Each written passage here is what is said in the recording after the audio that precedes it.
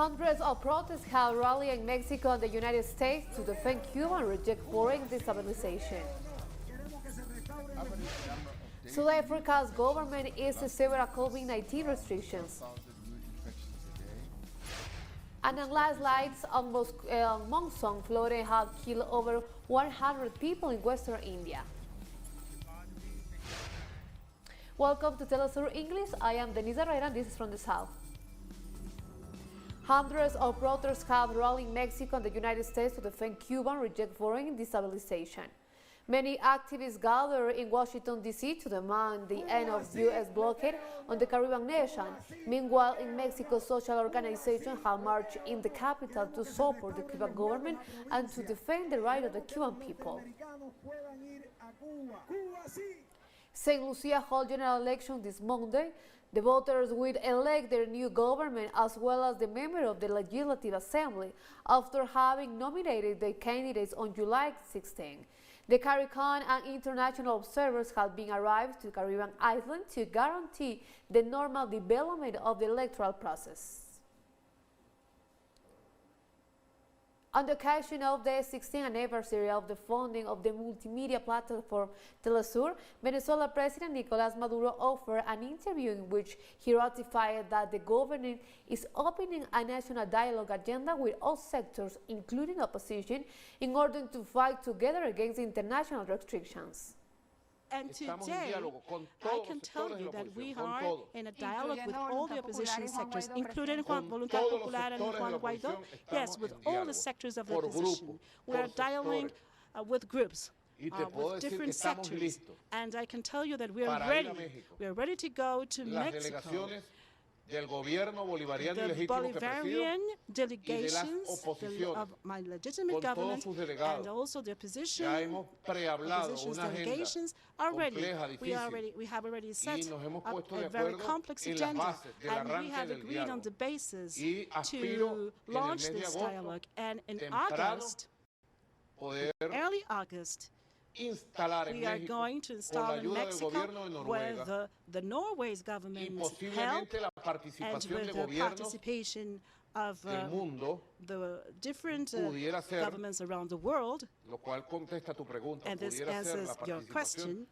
I hope to have the participation of the governments of the world and the United States participations as well to install a group for dialogue and peace and reconciliation with the opposition so that we can have a national agenda, agenda that will lead them to renounce to violence and to interventions, to violent protests and attempts of assassination, so that we can all call for the lifting of sanctions so that they can give back Venezuela's gold and so that we can take back our companies around the world. So we are ready, and I would say that we are 90% there. And in the forthcoming negotiations that are so far secret with the participation of the government of Norway, we will have a definite agreement. He also thanked the TV station for its work in the construction of a Latin America and Caribbean identity and for its role in combating the hegemonic control of the Western media. For the peoples who would build from the Latin American identity the necessary information, all the events, and that could serve as to counter the hegemony in terms of the mass media communication, to be an alternative to the mainstream companies in communications. And 16 years later, we can say that we have accomplished a great mission of informing the truth of the world.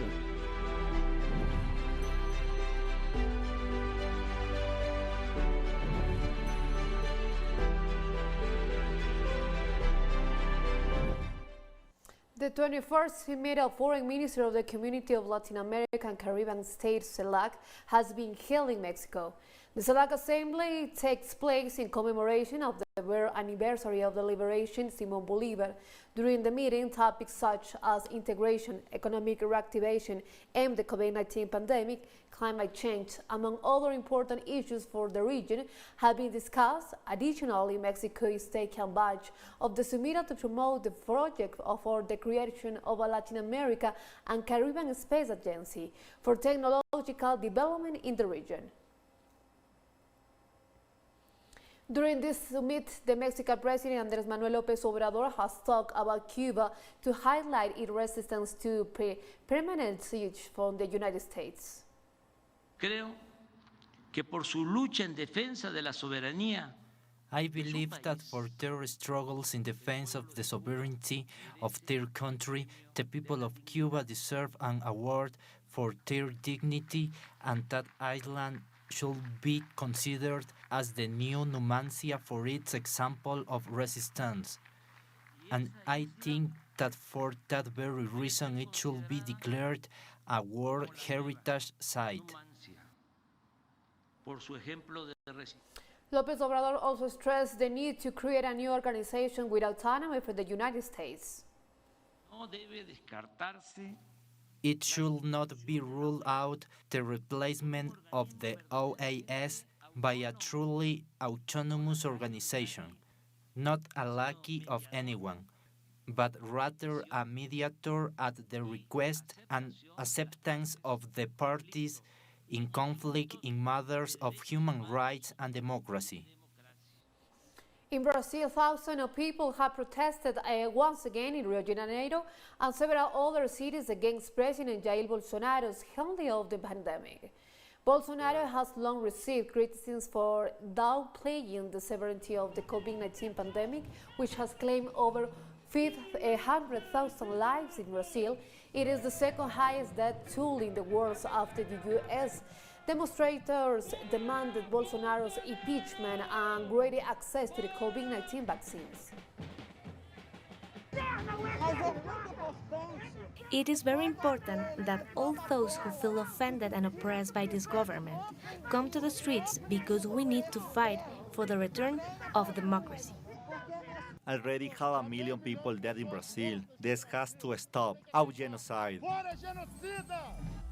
And we'll be right back after this very short break, so don't go away.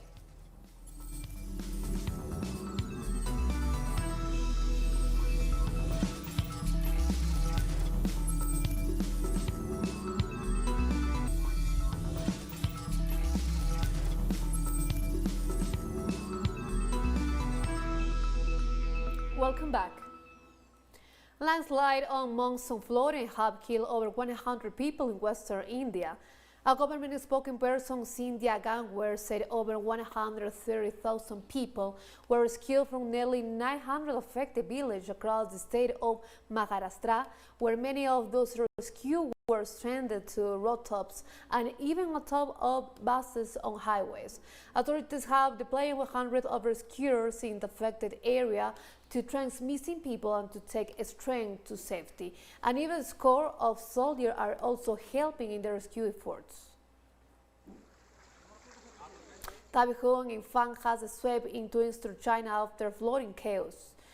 According to meteorological reports, Typhoon Infang made landfall in the city of Shaoshan at 11:30 local time. The effects of the storm were also felt Sunday in Shanghai, China's largest city, with strong winds and steady rainfall. As a result, transport links have been suspended and people have been told to stay indoors.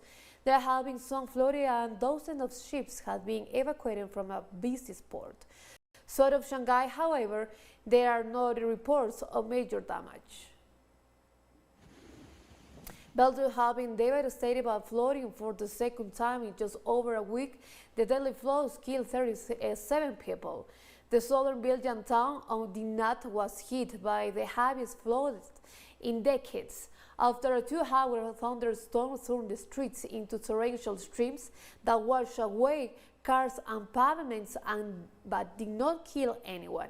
Still, the violence of this storm surprised many. Last week, more than 110 people died in the floods, and Western Europe, with most of the casualty in Belgium and Germany. We've already had a flood like that. I think it was in 1976 in Belgium, but it was just passing through. It wasn't as strong as this. Now we realize that floods, at least in our area, are more and more frequent and more dangerous. But we really need, and I really ask our Belgian government to send specialists to guide us towards what we should do for the population, because this must never happen again. Croatian authorities have dragged a bus from the side of the highway that crashed early Sunday, killing 10 people and injuring at least 45 others.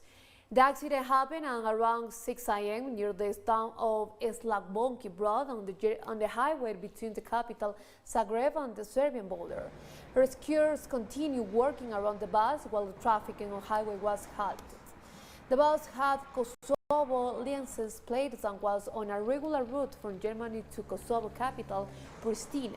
Authorities said after an investigation that the driver of the bus had been arrested after he apparently lost control over the vehicle after briefly falling asleep. There was 67 passengers and 2 crew members on board. Unfortunately, 10 people were killed, 9 passengers and 1 driver. We express our condolences to their families. 44 people have been admitted to General Hospital in Slavonski Brod. 8 of those 44 have sustained severe injuries. According to my information, 4 of those have undergone surgeries, and others are being monitored. Some have lighter injuries, some more serious. 14 other passengers and 1 driver are inside our police station here, and they are awaiting hotel settlement, which will be provided by the canton of Slavonski Brod. Meanwhile, Croatian Prime Minister Andrew Plenković has promised state help for the families and dead and injured Kosovar citizens who were a victim of the tragic bus crash in the east side of the country. We just had a meeting with the Kosovo ambassador and we talked to the Kosovo Prime Minister. We are here to help, and we will cover the costs for the stay here of all who were injured and not injured. They will all be repatriated to Kosovo in stages. Because of the different medical conditions of the injured, we will help by all means. French protesters opposed to COVID-19 health restrictions have clashed with the police in Paris. Incidents started between the police and demonstrators during a rally against COVID-19 vaccination and government measures for sustained professions. The French anti-riot police tried to push back the demonstrators with tear gas. This weekend, French lawmakers are due to vote on a bill drafted by the government aimed at setting up a health pass and mandatory vaccination for health workers. And also in Greece, police have used rubber bullets and tear gas against protesters in Athens as demonstrators rejected a government decision ordering the mandatory vaccination of healthcare workers and nursing home staff. We have more story coming up after this final short break, so stay with us.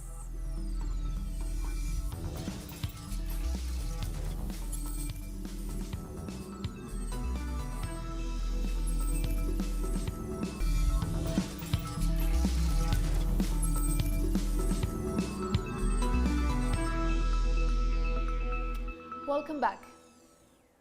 President of South Africa, Cyril Ramaphosa, has announced that several lockdown regulations will be relaxed as the country moves to an adjusted level 3 lockdown with immediate effects. Bars, restaurants and gyms can now open, and curfew remains from 10 p.m. to 4 p.m. The average number of daily new infections over the last week was around 12,000 new infections a day, which represents a 20% drop from the previous week.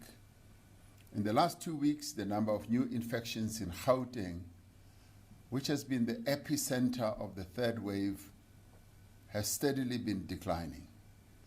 The hours of curfew will stay the same, starting at 10 p.m. and will end at 4 a.m. Interprovincial travel for leisure may resume once more.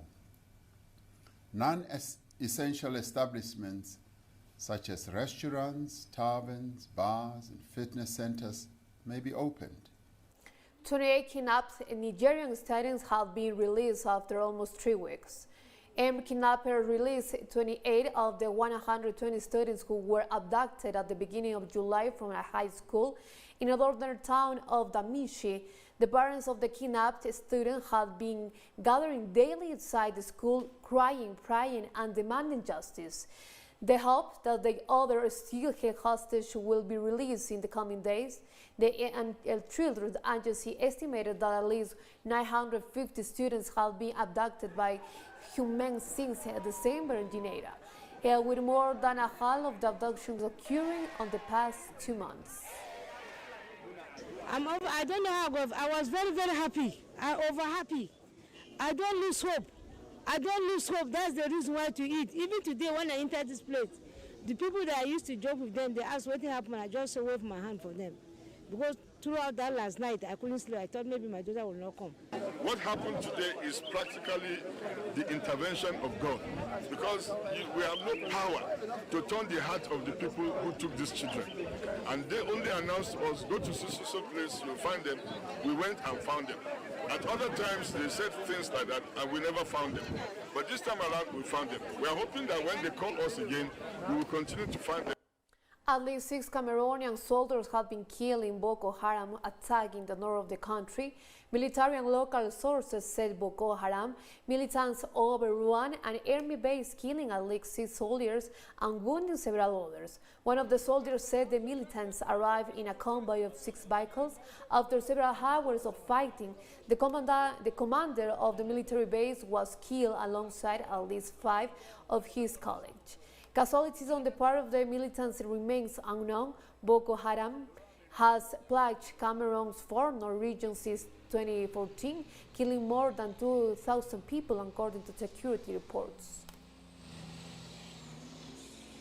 Dozens of people have gathered in Islamabad to mourn the death of Noor Mukadam, a Pakistan woman who has violently killed earlier this week. The 27-year-old woman, who was the daughter of a former senior Pakistan diplomat, was brutally beheaded in the capital city. The horrific nature of Mukadam's death has outraged rights groups in Pakistan, who say the country has become increasingly dangerous for women. Prime Minister Imran Khan has blamed women for their way that dress, and senior police officers blamed the victim of a gang rape for being on the road alone at night. Sahir Haraf, the son of the wealthy industrialist, has been arrested and charged with her murder. I'm so overwhelmed and so touched by this incident that I just can't explain my feelings and sentiments. And I'm sure everyone here will bear me out that this is an unpardonable offense, and we should also put it on the PM's portal and also raise our voice so that this man gets a capital punishment. Help women make the right choices so that they can, progress in life without having to stigmatize them. These are women and they'll always be like this. No, they won't. You give them the opportunity, you give them a good education, and they will serve Pakistan with their life and their blood. We have come to the end of this new brief, but remember you can find this and other many stories in our website at TeleSUR English Unit, and you can also follow us on social media for all latest news. For TeleSUR English, I am Denise Herrera, and thank you for watching.